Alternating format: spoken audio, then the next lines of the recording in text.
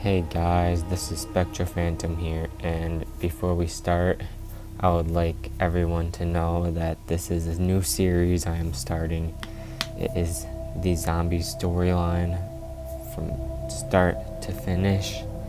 It will be in multiple parts and will lead all the way to Revelations, and I will finish off the story when Revelations comes out and everything's been found in that map story-wise. And now, without further ado, let's begin. Okay, in the beginning, this is part 1. So, in the year 1938, the world was threatened by a Second World War after Germany's Chancellor and Supreme Dictator Adolf Hitler rose to power. Dr. Ludwig Maxis formed Group 935 as an international German-led research team and emerged as its head scientist. Maxis sought to use the mysterious new element, which he had named Element 115, to improve the human condition by developing advanced technologies, and enlisted Dr. Edward Richtofen as his senior assistant rather than equal partner. However, the group's goal immediately detoured due to the lack of funding, and Maxis regretfully turned to making a contract with the Nazi Wunderwaffe program to use 115 as a power source for a deadly new weapon to help the Axis powers win the war. Maxis hoped that after the war, the generous funds and Germany's ultimate victory would put Group 935 in a better position to help the world. Using a large supply of Element 115 found in meteors, Maxis began a series of tests experimenting with 115 being used to power devices capable of teleportation called MDTs at the Der Riese facility in the lower part. When the majority of the tests failed, Richtofen and another 935 scientist, Dr. Schultzer, conducted a successful test on their own by teleporting a walnut using a microgram of Element 115. Though Edward assumed it was a sign of progress, Maxis criticized the scientists for failing to work their assigned experiments, which led Richtofen into thinking that Maxis planned to betray the scientists and claim their work as his own.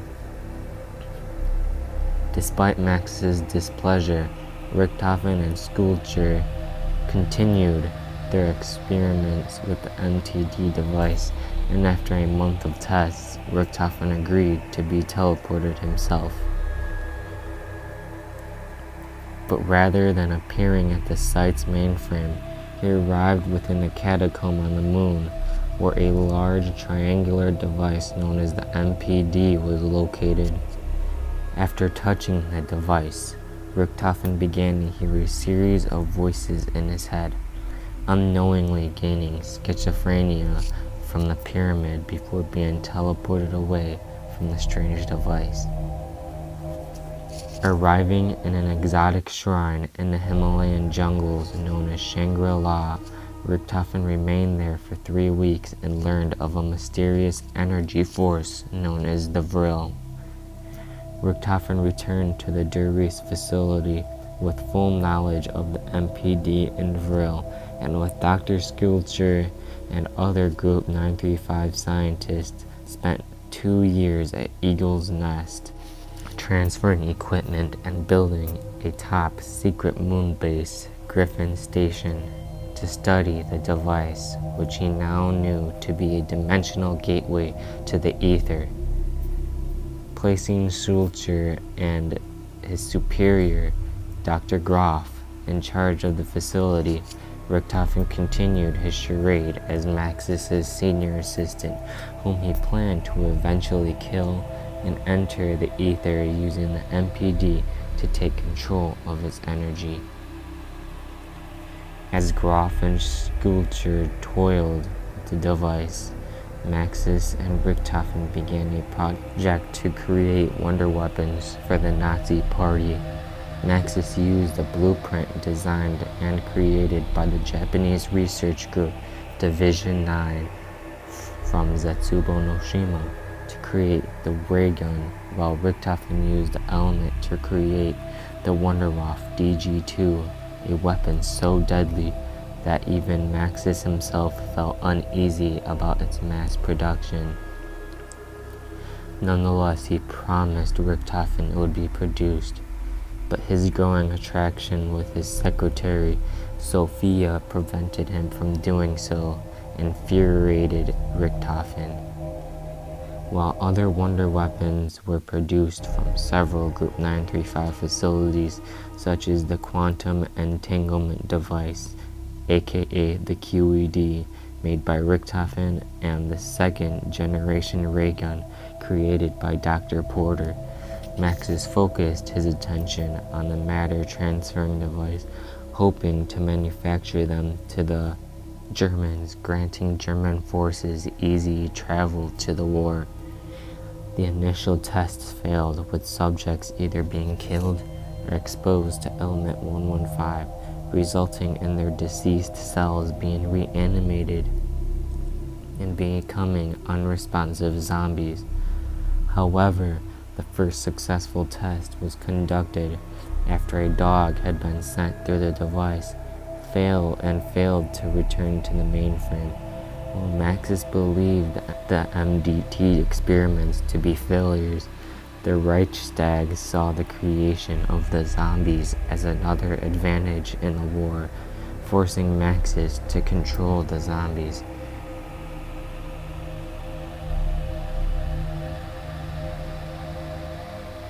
During the unsuccessful attempts to control the zombies, Richthofen traveled to a Siberian Group 935 outpost to experiment with 115 on living test subjects, hoping to produce a serum capable of rendering the human mind responsive to commands from another.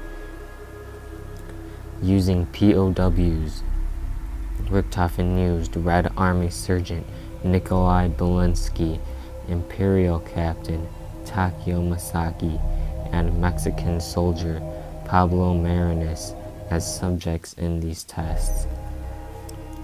Through the process, Belinsky and Masaki's memories were erased, and Marinas was killed, forcing Richthofen to request a replacement test subject.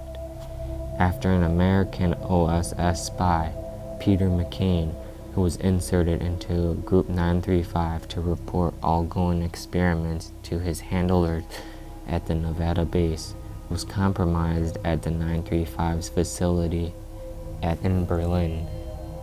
A Marine recon team was sent to evacuate him. The team, consisting of Corporal Tank Dempsey, John Banana, Smokey, and a fourth Marine whose name is unknown, found the site infested with the undead. Their extraction plan quickly failed, leaving Dempsey the only survivor. And Richthofen's newest test subject, Peter, parachuted into Division 9's Rising Sun facility, aka Shinonuma, where he died trying to land. Another recon team was sent to the airfield in an attempt to rescue the site from the zombies there. Richthofen became suspicious of other OSS operatives in the organization, with Dr. Harvey Yenna being one of his suspects. Yenna was only present at the Siberian site, developing the scavenger sniper rifle. Nonetheless, Richthofen continued his work with 115, which yielded interesting results with each test subject. Dempsey acquired severe anger management issues. Belinsky became functionless without some form of alcoholic substance, and Masaki's mind was broken with him only speaking Japanese proverbs. As this research continued, Dr. Groff and Dr. Schulcher developed the wave gun and turned their attention to the MPD. When both scientists returned to Darius, World War II was at an end, resulting in an Allied victory and the collapse of the Third Reich. With 935 no longer funded and the test site overrun, the future looked grim.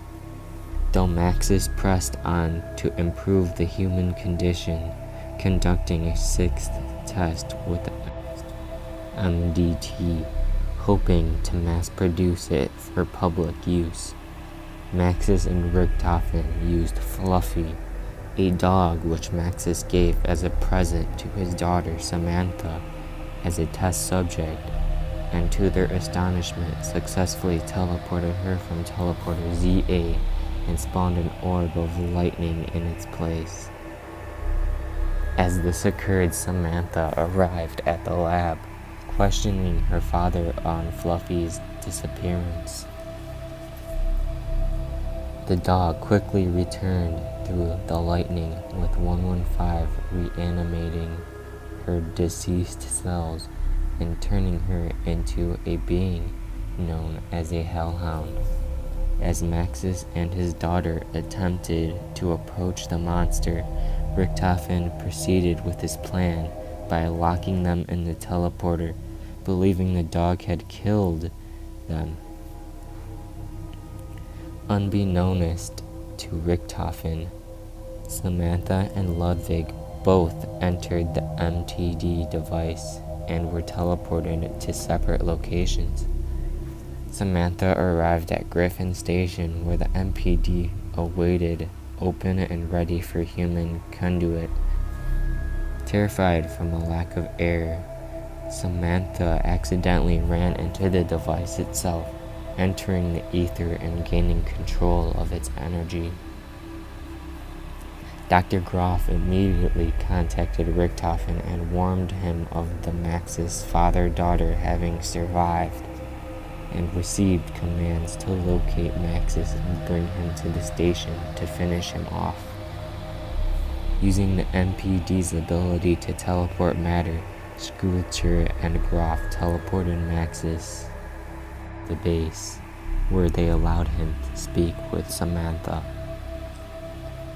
After promising he loved her, Maxis asked his daughter to use the ether's power and energy to destroy Group 935 and anyone daring to continue their dangerous work, which she promised to fulfill. He then proceeded to commit suicide, causing his soul to become conjoined with the computer system of Griffin Station, while Samantha commanded the zombie hordes located at numerous 935 outposts to slaughter anyone involved with the organization. That's it, guys. That's it for part 1. If you made it this far, I thank you a lot, because my percentage of people watching all the way through is very low. If you made it this far, thank you so much. Please leave a like, comment, and subscribe.